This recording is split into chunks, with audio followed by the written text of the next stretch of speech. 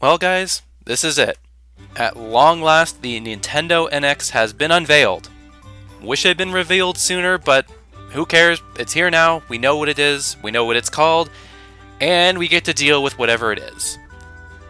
So, the Nintendo NX is called the Nintendo Switch. All I can really say about the name is thank God they finally ditched the Wii brand. Thank God. I mean, I'm so over the Wii brand. I think a lot of people are over the Wii brand, and I think it was just time for Nintendo to move on from that. And going into the NX, one of my biggest worries was that they were going to try again to sell it to us, that they were going to try to continue and call it the Super Wii or something stupid like that. But nope, they're ditching the Wii brand. This is something completely different, and I could not be more happy about that. And as for the name itself, the Nintendo Switch, I like it. I think it explains exactly what the console is supposed to be. It doesn't sound weird. It doesn't sound made up like the Wii. It sounds very practical. It's a real word, and it is very effective in describing what the system does. It sounds practical, and I think that's a great name because it makes it easy to understand what the system is. And that's critical at this point because I keep stressing this. One of the biggest problems with the Wii U is that it was confusing. People didn't understand what it was. They didn't understand how the system worked. They didn't understand what the name meant. The name didn't do anything to convey what the system was. And I was so worried Nintendo was going to make that same mistake again with the NX. Or in this case, I guess it's the Nintendo Switch. It's going to take a while for me to get used to calling it that, but I'm glad to see that they're not making that same mistake, that they have a completely different name and it makes sense. It describes exactly what the system is, and I think in the long run that is going to do a lot to market this system. It's going to do a lot to make it easy and enticing to the general consumer to basically wanting to get the system. So as for what the actual system is itself, I guess all the rumors were true. It is in fact a console and handheld hybrid. I think, or at the very least, it's a console that has handheld capabilities. I think that's probably a better way to put it. I don't know for sure, but I think that's probably the best way to put it at this moment. I like how the system looks. It looks very sleek, very compact, doesn't take up a lot of space. Has a lot of controller pieces. Like there's the middle piece, the two slidable pieces. I'm pretty sure they have a name, but I can't remember what it is. I think it's like Joy-Con or something. And then you've got the actual system itself, and there's a screen inside. It's just, there's a lot of pieces to it, and I want to think that I'm just kind of overthinking it, that when you actually have it all together, it just makes sense and it works. But for a first impression, I feel a little overwhelmed by all the little pieces. I feel like it's going to take a little time to figure out how everything works. But that being said, from how I think it works is that there's the home console, and it's got like this docking port. It's got a screen inside of it. You've got the actual controller itself that has little detachable grips on it, and you can basically play the game that way at home, or you can detach the little controller grips, slide them into the dock, and then basically when you pull it out, you pull out the screen with it. So then boom, you've got a portable right there. It's a little gimmicky. I think that's probably why I think it's a little confusing or a little overwhelming that there's so many pieces. I think that's the gimmick of it. But I think the reason why I'm not so concerned by it is because this gimmick feels different from Nintendo's previous ones. And it feels different because it's not so overbearing. It's not so overwhelming. It doesn't feel like this entire console's existence revolves around the gimmick. It's still definitely a gimmick. I mean, it's not basically carbon copy of Microsoft and Sony of their systems. No, it has something different, and that's what Nintendo likes to do, so I'm not surprised that they do have something that makes them different. But I think I like this gimmick because it's not too intrusive. You've got the handheld aspect, but that only really comes into play if you decide to take off the grips and stick them into the port on the sides and pull out the portable. If you don't do that, you can still play the game at home. So it essentially is still a home console, and you can play it as a home console. You don't have to use the the handheld aspect to play games, period. So that's what I'm basically getting at here, is that, yeah, it is a gimmick that it's trying to balance both console and handheld gaming, but the handheld portion of it isn't so intrusive. It doesn't take away from the overall experience. You can still play it as a general home console, and I really like that. I think that really works. It's fine for Nintendo to have a gimmick, but I like that there's a bit of a compromise here where it's not as over the top and completely game changing like the Wii Remote or the mandatory touchscreen of the gamepad. And then my favorite part from this entire unveiling of the console itself is that there is a standard controller. Thank you. Thank you, thank you, thank you. I mean, the one with the grips looks fine. It has buttons, it has analog sticks. I'm sure it'll work just fine. But if it doesn't, I'm so happy that there is a standard controller that is not automatically relegated to an afterthought. There's no gimmicks, no motion controls, no mandatory touchscreens to even access the games. There's a standard by-the-books controller with analog sticks and buttons, and I absolutely love that. And it appears at the moment anyway to just be as prominent of an option as the controller with the grips. I mean, yeah, we did have the Pro Controller with the Wii U, but the difference with that one was it was really an afterthought. I mean, you still needed the gamepad to access the games, period. Like, you couldn't use the Pro Controller on the Wii U menu to pull up any of the games or the apps or anything. You still had to use the gamepad, and that kind of worries me, to go off on a tangent a little bit. What's going to happen years from now when our Wii U's start to break, or the gamepads kind of start to break? If Nintendo doesn't offer some kind of repair service, we can't play these games because you have to use the gamepad. So in a way, that's kind of a detrimental flaw to the Wii U. And so the difference with this one, with this standard controller, is that it's featured right from the get-go, like right alongside being unveiled the more, I hate to call it a gimmicky controller, but it has something different about it, something special, so I call it that in the least offensive way possible. It's a gimmicky controller, but then you also have the standard controller. And because they've been unveiled at the same time, I want to believe that the standard controller is basically getting just as much love as the gimmicky controller, and that developers will do their best to incorporate its use, to basically make it usable as an alternative for as many games as possible. And I think that's an area where the Wii U Pro Controller failed, even though it was essentially an option. It was more of an afterthought, and I'm hoping that this standard controller for Nintendo Switch is not going to be an afterthought. And kind of going back to what I said before about this gimmick feeling toned down, it is a gimmick of being a hybrid, but what I really like is that you don't have to use the handheld portion if you don't want to. You can play your games at home, you can play them on the big screen with the standard controller option if you want to, and I really like this because I feel like this is Nintendo's way of kind of competing with Sony and Microsoft. It's saying, hey, we've got the gimmick where you can use portable gaming, take it on the go, take your home console experience on the go, but if you don't like that, we also have the standard controller, so you can still play all these exclusives and all of these games that are on our system with the standard controller. So you can get that standard console gaming experience that you get from Sony and Microsoft in addition to this portability feature from Nintendo. And I like that. I feel like that's kind of Nintendo's approach. Maybe it's not, maybe I'm just kind of interpreting it that way, but I don't know. I just like that idea that this is just Nintendo's subtle way of kind of trying to get the edge over Sony and Microsoft and kind of try to win back some of those crowds, because they did lose a lot of fans over the years, a lot of their hardcore fans and people to Sony and Microsoft with all of their drastic changes in how they develop their systems. So moving on, looking at the actual handheld itself, we did get some footage of what the handheld actually looks like when the person is away from home playing the system.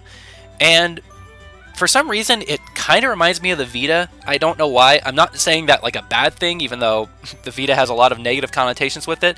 But I don't know. It just, when I look straight at it, the Vita is the first thing I think of. And more than anything else, it at least looks less clunky than the gamepad. I mean, having the big screen in the middle and then the buttons on the side, the controller's actual control portions of it on the side, it looks like a gamepad. It gives me a lot of memories of the gamepad, but it feels smaller, or it looks smaller, it looks more compact, more sleek, streamlined, and It does look a little bit big to be a handheld, especially compared to something like maybe the 3DS, but who knows? I mean, it could still work. The gamepad, for me at least, looked too big to be a good controller, and then it was actually really surprisingly comfortable for me to hold. So I'm kind of holding out hope that the Switch portable controller here is going to be looking kind of bulky, but it feels just fine, and it works just fine as a handheld.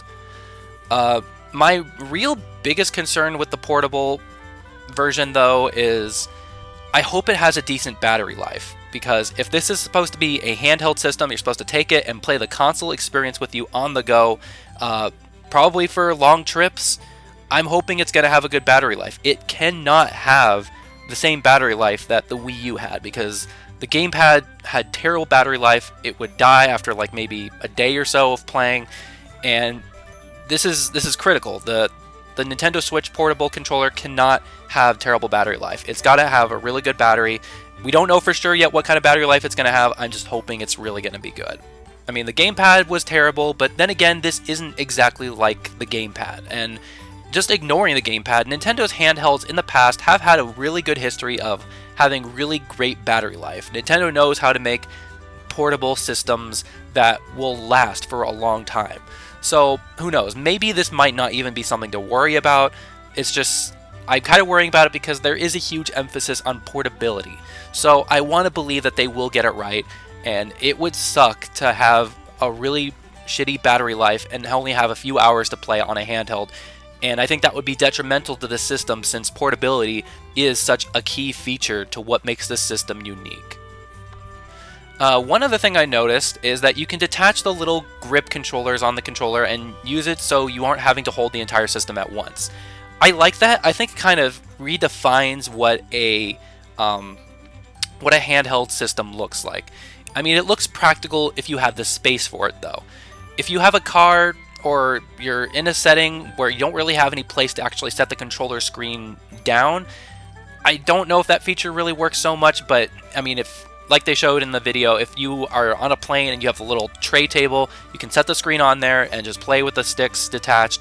That looks really cool. I know one thing that I don't like about playing portable games is that it's hard to like get into a comfortable position when you're playing portable games if you have the space to kind of stretch out and lay down or whatever. And I feel like this would just be more comfortable. I can just set the screen in front of me and just lay back and have the controllers in my hands. So I do like that feature, but I feel like that's only really going to be useful if you have the space for it.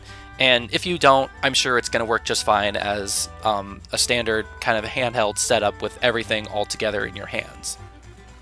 It's interesting that the little grips can be used by multiple people. I'm not sure how I feel about that yet. They look really small, and they look like they don't have a lot of buttons to them, so I'm kind of wondering how that's going to work for some games. But then again, that could be Nintendo's way of trying to appeal to the non-hardcore gamer. I hate that phrase so much, but it could just be a way of enticing people to come in and play because the controller is really small, but it doesn't have a lot of buttons to it. This could be just kind of Nintendo's way of trying to win back the people who really like the Wii Remote. So we'll see where that goes. We have no idea how games are going to utilize these individual little grips, but I guess we'll see. I'm hoping that it'll be inviting to casual players, but it'll still be, essentially functional. It won't feel gimmicky too much. Cartridges have been confirmed. We saw a brief little moment of it, but yes, it has been confirmed that the Nintendo Switch is going to use cartridges, and I love that idea. It honestly kind of makes me feel nostalgic for simpler times because I grew up with the Nintendo 64, so I grew really attached to having cartridges. I always liked cartridges a little better because if nothing else, they felt more durable. I was always terrified as a kid that the discs were so fragile that they were going to break, or that someone was going to step on it, or it's going to get damaged and broken in some terrible way. But cartridges are a little more durable. And of course, I know in this day and age, in 2016, they're not going to be as bulky as like the Nintendo 64 cartridges. They're like SD cards more than anything else. But that's just why I like the idea of cartridges more. It feels a little bit nostalgic to me. I know that sounds kind of silly, but that's just honestly all I can think of. Cartridges do hold way more data than discs in this day and age. So I guess that's good. I guess that means we can have larger games or games with more content in them. Maybe, I don't know. If nothing else, I'm hoping that the games will run faster than they would on discs. Faster load times, that would be fantastic. No complaints with that. One thing about the cartridges, though, is I am kind of worried about what this means for Wii U backwards compatibility, if that is even going to be a thing, because the Wii U uses discs, so you can't exactly put the disc into the Nintendo Switch system, especially if you're using it in its handheld incarnation. So I'm kind of wondering if it's going to have the backwards compatibility. Does that mean that there are going to be digital downloads or something like that? Again, this is assuming that we even are going to have Wii U backwards compatibility when we might not, but it's just some of the games we saw made me think that they're not entirely forgetting about the Wii U games, but we'll talk about those in a little bit. And I know a lot of people are still trying to figure out what the system is doing in terms of power, and all I can really think of is if it's able to run Skyrim and Breath of the Wild, it's got to be at least somewhat better than the Wii U. I mean, I don't know anything about power, and I said this in my discussion with CJ, but as long as the other developers can put their games on the system and give people something to play while they're waiting for the first-party titles to come out, that's all I care about. I just want this system to not only make the first-party games be the best they can be, but I want the system to also be enticing for developers. I want the developers to come in and want to develop for this system and want to put their games on it and to be able to do it, because they couldn't really do that with the Wii U, and that really hurt it in the long run. So in terms of power, I just want it to be powerful enough to attract more third parties to want to put more of their games on the system and really support this, and really support the Nintendo Switch and make it so much better than the Wii U. Make it one of the best systems Nintendo has ever had in terms of library, because Nintendo always has first party lineups that are really good, but it could be even better with a really strong third party lineup, and I'm hoping the Nintendo Switch is where we're going to see that. There is a huge list floating around of the third-party companies who are supporting the Nintendo Switch, and for the sake of time, I can't name all of them off here. There is an image, and I might have it featured here, so I'll talk about that for a little bit, but the notable ones to me include Square Enix. I'm kind of wondering, is it just because they're doing Dragon Quest, or could we potentially see a port of Kingdom Hearts 3 on Nintendo Switch, or Final Fantasy VII Remake on Nintendo Switch? I think that would be great if Cloud could finally get his game on a Nintendo system, since people would care about him now that he's been in Smash. I think that'd be great to be able to kind of introduce those newer fans of the game that he originated from, especially if it's a much better version in the term of the remake. I mean, we don't know how good it's going to be yet, but I think it'd be awesome for the Nintendo Switch to have a high-profile game like Final Fantasy VII Remake on there. And of course, I would love to have Kingdom Hearts 3 on there, but we'll see. Platinum Games. Does this mean we could be getting Bayonetta 3, perhaps? I'd love to see that. I mean, I love Bayonetta 2. I'd love for it to be another exclusive. We don't know for sure. Of course, Platinum does more than Bayonetta, so we could be seeing something else from them, but that's what I'm personally hoping for. I'm crossing my fingers and hoping that seeing their logo here means that we will see Bayonetta 3 at some point. Sega isn't too surprising to see. We already know that Project Sonic 2017 is coming to Nintendo Switch. I'm wondering what else is going to be there. I'm sure there's going to be plenty more Sonic games, but I would love if we saw maybe something else from Sega, from one of their other franchises besides just Sonic. But at the end of the day, it's not that surprising to know that Sonic is coming there, because we already knew that Sonic was coming to the system before we even knew what it was. Ubisoft is not surprising either, considering how much more they were talking about the NX than Nintendo themselves, and we'll see what they actually do this time. We'll see if their games are going to stay on strictly the Nintendo platform and aren't going to go third-party again. Looking at you, Rayman. They've been talking so much about the system that I'm hoping it's not all just trying to build up hype for it, that they're not just trying to build up hype for their games being on the system. I'm hoping that Ubisoft is actually going to support this system for longer than like a year or however long they supported the Wii U. And I hope that goes for most of these companies. I hope it's not that they're just porting existing games. I hope that they are working on new stuff specifically for the Switch. And I am hoping that it's not going to be just a one and done deal. I hope that these companies really do see a lot of potential in the system to support it and make it last for as long as it can and try to get as much out of it as they can. And then finally there's Telltale Games. And all I have to say about this is, are we getting that Telltale Mario game I joked about in my Mario Story video? I doubt it, but who knows. I don't know most of these other companies, but it is great to see all of this overwhelming support, and again, I'm just hoping it's going to last longer than a year. Next, let's talk about some of the games they showed, because they actually did show us a little bit. Not a whole lot, not more than maybe a couple seconds total of each game, but from what they did show us, I'm interested at the very least. They didn't show anything that objectionable. They showed stuff that I'm curious to know more about. First and foremost, we did get a glimpse of the new Mario game that's coming. I'm very glad to see it was teased. Honestly, I can't say that I fully expected it to. I didn't know if it was going to be ready yet.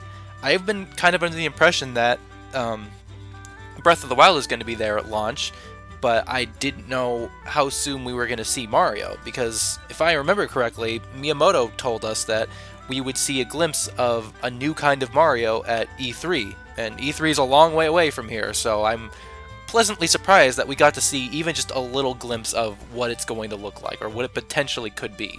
So it's fine that it wasn't fully revealed. I didn't expect it to be, but again, it's nice to see a glimpse of it, and I am glad that it looks very promising, at least.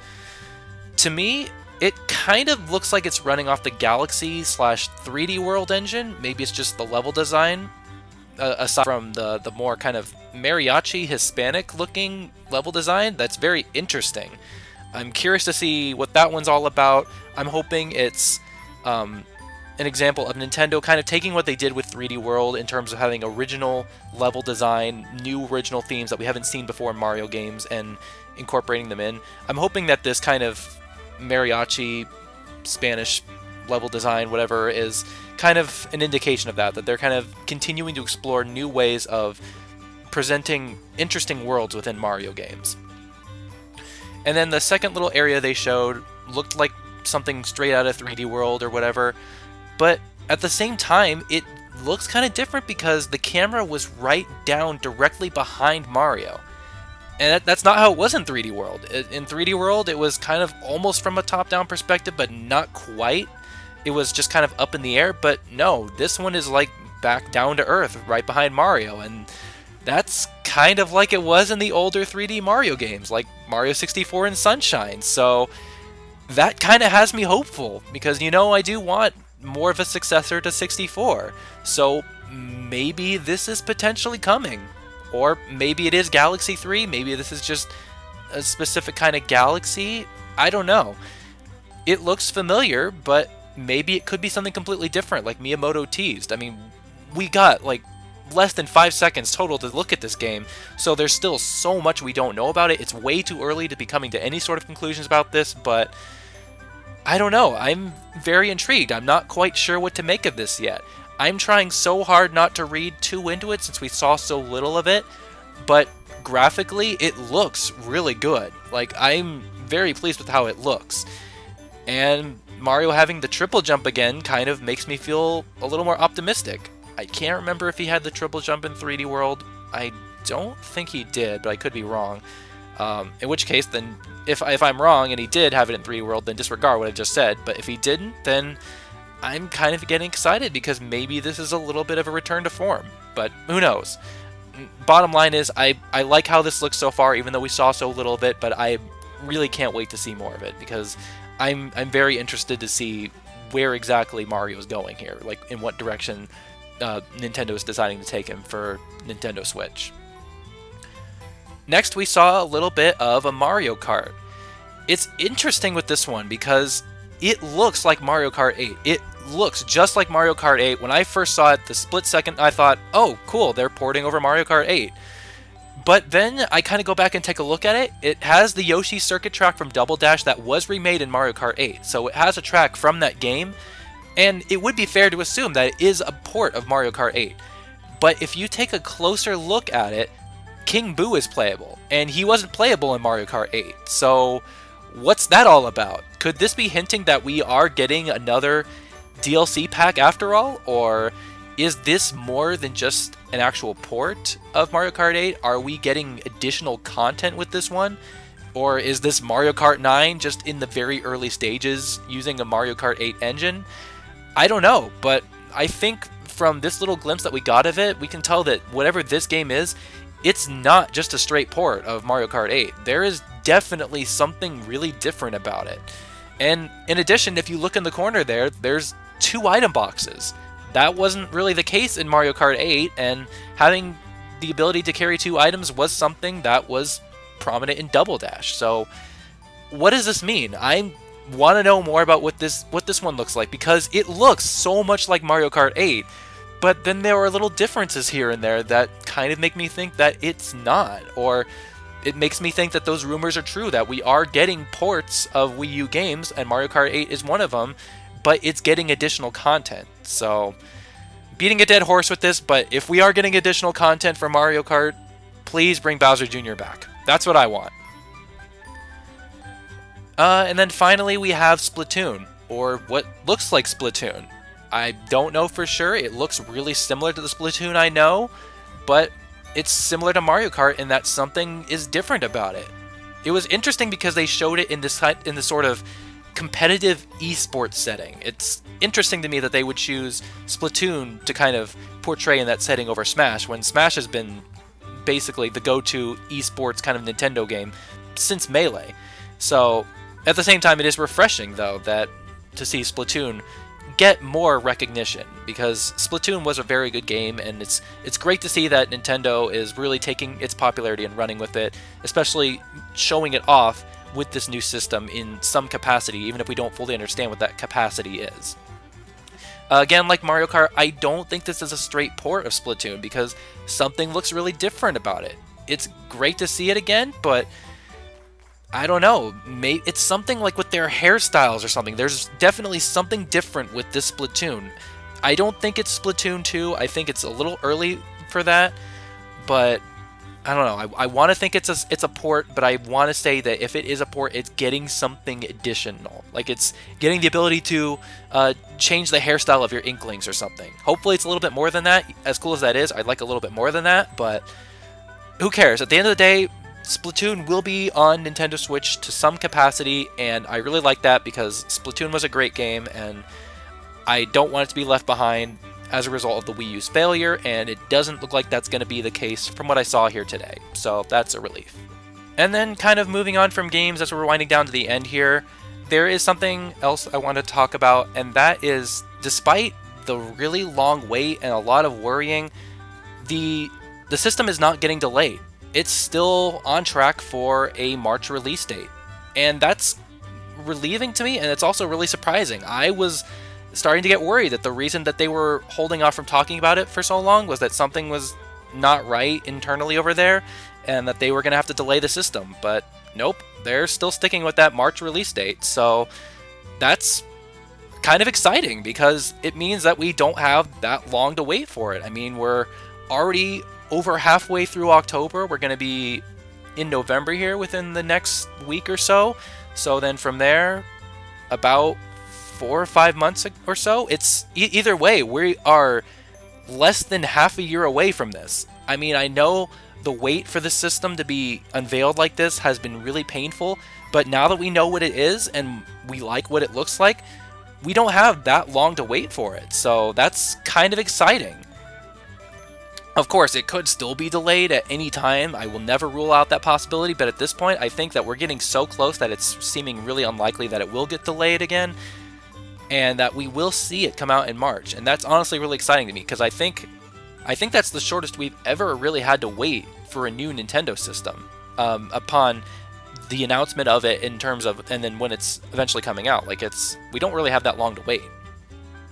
And even though I have been worried that Nintendo doesn't have enough time to market it, I am relieved now, even if it's just based on the name alone, the Nintendo Switch. I think that really is going to help communicate what the system is, and I think it's going to be easier for Nintendo to be able to market this thing. I think that's probably what they were banking on, that it was okay for them to wait off to wait to reveal this for so long because the system is easy to understand, the concept is easy to understand, and they won't need as much time to advertise it. So I don't know, part of me is still feeling a little hesitant since they've only got a few months to advertise this thing before it comes out, but maybe they're really gung-ho about it, maybe they're really confident, and maybe they will pull it off. I don't know. Trying to be optimistic, trying to be realistic at the same time. I wish them all the luck in the world in advertising this thing, but I think after today they've sold a lot of people already on this concept, so there's that. I think it really helps that just the gimmick is easier to understand than the Wii U. That was what I was worried about. I'm glad to see that's not the case, that it's completely not the same situation as the Wii U, that the concept is easier to understand, and hopefully they'll have an easier time marketing it. So that's all I can really talk about for now with the Nintendo Switch, even though this is a pretty long video as it is. These videos tend to get pretty long when I don't script them, but hey, what can you do? I needed to get this out, didn't have time to write the script. The teaser was only 3 minutes long, so there's not really much else I can talk about, but overall I am really happy with what we got. We got the name. I'm glad we don't have to call it NX anymore, even though it is going to take some getting used to call it something else, because admittedly the NX was a really catchy name, even though we knew it wasn't going to be the final name. So we got an actual name for the system, and more importantly, it's not stupid. Nintendo Switch, I like it. I think it works. I think it's very practical, and it makes sense. I know some people don't like it, but what can you do? I like it personally. We got a release window, and it's still coming in March. That's exciting. We're only a couple months away from it. We got a really good look at both the console itself as well as the controller. Again, going back to the Wii U, they didn't show off the console at first, they showed off the controller, so we were really confused about it. Didn't make that same mistake again. Really glad to see that. I cannot emphasize that enough. I'm glad to see they didn't make that mistake again. And we got to see how it works, so that's great too. We got a glimpse of some potential games and or tech demos. Although if the system is coming in March, I want to think it's a little late for some of these to just be tech demos or concepts. If they are actually games, they look like Wii U ports, but they have little differences to them from what we've seen. So it makes me think that they could be something else, that they're going to be some kind of expansion, something more substantial than just a straight port and forcing people to buy the same game over again. And then, kind of going back to what I said towards the beginning, the gimmick does not look too intrusive. There is still a gimmick, so it's still true to Nintendo, but it's not too intrusive, and because of that, it's easy to understand, and I think it's going to be able to pull in more third-party support, and that's a really promising thing. I think that's very good. So, in conclusion, I liked what I saw. I know I keep stressing how pessimistic I've been towards Nintendo lately, and I said originally in my update video that I wasn't looking forward to talking about NX when it was finally revealed, but I was just so afraid that Nintendo was going to make some of their mistakes with the Wii U, and I really felt like they couldn't afford to do that, and they didn't.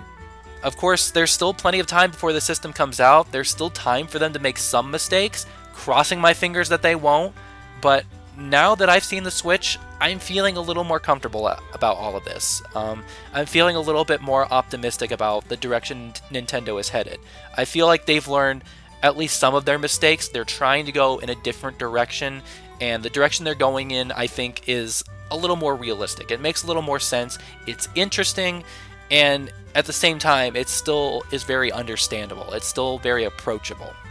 So I'm feeling a little more relieved more than anything else. And if I have sounded kind of awkward or not bouncing off the walls with hype, it's because I'm not. I mean, don't get me wrong, I think the Nintendo Switch looks really cool, and it hasn't done anything wrong in my eyes so far, but remember that I have said in the past that I'm trying to keep my expectations for things in check. I want to look at the system for what it is instead of what I want it to be, and the same can be said for other things as well. I won't say that I'm hyped to the heavens and back for the Nintendo Switch. Again, that's not like the system's fault, it's just me. I did like what I saw, and I think this was a great introduction for this system, even though I wish we saw even more, but it's understandable that this was just an introduction. And it works in Nintendo's favor since I'm interested to learn more. But yeah, I went into this not really, like, extremely hyped, like as hyped as I ever was for Smash. I wanted to be a little more down to earth and just be willing to accept whatever the system was, whatever the NX turned out to be. And so that's essentially what I've done. I take the system for what it is, and I look at it and I think what I think about it. And it And it's great that I think it's looking very promising. I think that's great. But again, I am keeping my expectations in check. I can't say that the Switch is a day one buy for me at the moment because there's still so much I don't know about it yet. I want to see more from these games. I want to see this amazing launch lineup that Nintendo sacrificed this entire past year for in order to work on. The more launch games that the Switch has that interest me, the sooner I might want to pick the system up. But for now, I'm being kind of cautiously optimistic. I like the system for what it appears to be given what we've seen, and for a first impression, Nintendo Switch made a very good one. And that's fantastic because it seems like that's something Nintendo has been struggling to do in recent years. It seems like with a lot of their games, they just haven't been making a good first impression, and that's kind of sealed their fate as not being financial successes. But with Nintendo Switch, it's kind of different. You know, it's looking a little bit more promising. It kind of got off more on the right foot, and I think it was really critical for Nintendo to do that, and I'm glad they were able to do that. So, you're off to a great start, Nintendo. You seem to be headed in a promising new direction, and I really hope you get this one right. I really hope you knock it out of the park this time around. I don't know what else is coming. I can't say for sure, oh, it's going to be a success or it's going to be a failure. I really can't say one way or the other. Anything could happen. But for right now, anyway, I think they're off to a very good start. So, what are your thoughts on the Nintendo Switch so far? You can tell me about it in the comments below. Thanks for watching. This has been Brawlmaster012, signing off.